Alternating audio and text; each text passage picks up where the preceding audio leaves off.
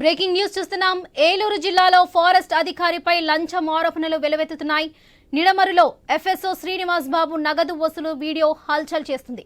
కొల్లేరులో జీరాయితీ భూములో aqua సాగుకు అనుమతులు ఇచ్చేందుకు లంచం తీసుకున్నట్లు ఆరోపణలు వెలువెత్తుతున్నాయి.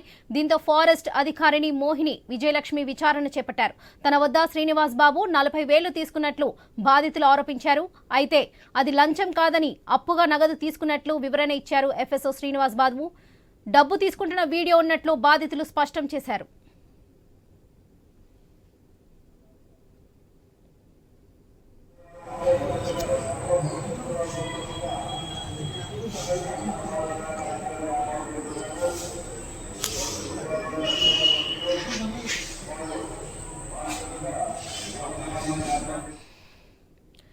ఏలూరు జిల్లాలో ఫారెస్ట్ అధికారిపై లంచం ఆరోపణలు వెలువెత్తుతున్నాయి.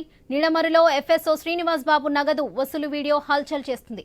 కొల్లేరులో జీరాయితీ భూములో ఆక్వా సాగుకు అనుమతులు ఇచ్చేందుకు లంచం తీసుకున్నట్లు ఆరోపణలు వెలువెత్తుతున్నాయి. దీంతో ఫారెస్ట్ అధికారిని మోహిని విజయలక్ష్మి విచారణ చేపట్టారు.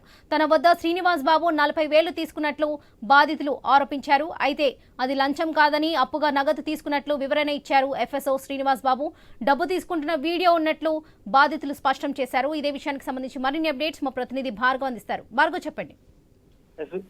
ఈశ్వర్లక్ష్మి, అటు సుప్రీంకోర్టు కొల్లేరును కాపాడాలి, కాంటూర్లు నిర్ధారించాలని ఇచ్చినటువంటి ఆ తీర్పు దగ్గర నుంచి కూడా కొల్లేరు ప్రాంతంలో రైతులపై ఫారెస్ట్ అధికారులు గాని అలాగే ఫిషరీస్ రెవెన్యూ అధికారులందరూ కూడా పడడం అయితే జరుగుతుంది. ఇప్పటికే అనేక చోట్ల చెరువులకు గండ్లు పెట్టి ధ్వంసం చేయగా ఇంకా మిగిలినటువంటి చెరువుల్లో అనుమతులు అనధికారికంగా ఇచ్చేందుకు అధికార యంత్రాంగం వారి నుంచి వసూళ్ల పర్వం మొదలు పెట్టిందని కూడా చెప్పుకోవచ్చు.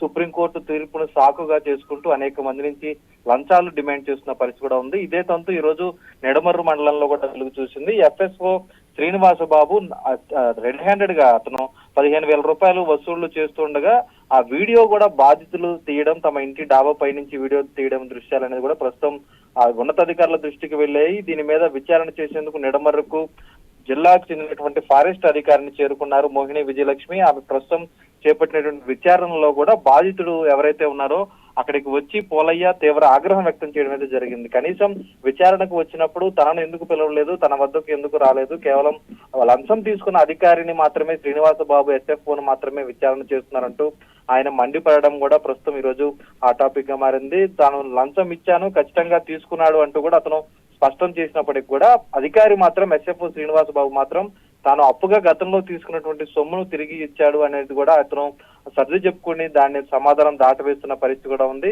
వీరిద్దరి వివరణలు కూడా తీసుకొని నివేదిక సిద్ధం చేసినటువంటి జిల్లా ఫారెస్ట్ అధికారిని ప్రస్తుతం ఉన్నతాధికారులకు ఆ నివేదిక ఇవ్వడం అయితే జరుగుతుంది. అయితే కొల్లేరు ప్రాంతంలో నిత్యం ఇలాంటి ఘటనలు ఫారెస్ట్ అధికారులు అక్రమాలకు పాల్పడుతున్నటువంటి ఆరోపణలు అనేది కూడా బహిర్గతం అవుతున్న నేపథ్యంలో ఖచ్చితంగా సుప్రీంకోర్టు గైడ్ లైన్స్ అమలు చేయడంతో పాటు స్థానికంగా ఉన్నటువంటి రైతుల్ని అలాగే జిరాయితీ పట్టా ఉన్న రైతుల్ని ప్రధానంగా కాపాడాల్సినటువంటి అవసరం, అలాగే భద్రత ఇవ్వాల్సినటువంటి అవసరం కూడా ఉందని చెప్పుకోవచ్చు వరలక్ష్మి. రైట్.